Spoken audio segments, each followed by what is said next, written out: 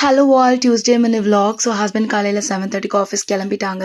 நானும் ஒரு 8:30க்கு வீட்டிலேருந்து கிளம்பி 8:35 ஸ்கூல் ரீச் ஆயாச்சு. அண்ட் ஆஸ் யூஷுவல் என்னோட எல்லாம் கிளாஸஸ் அட்டென்ட் பண்ணதுக்கப்புறம் ஈவினிங் பார்த்தீங்கன்னா கொஞ்சம் கரெக்ஷன் ஒர்க் இருந்துச்சு. ஸோ ஸ்டூடெண்ட்ஸ் எல்லாம் கிளம்புறதுக்கப்புறம் ஒரு 10 மினிட்ஸ் உட்காந்து கரெக்ஷன் ஒர்க் எல்லாம் முடிச்சுட்டு வீட்டுக்கு ஒரு 4:30 போல் கிளம்பியாச்சு.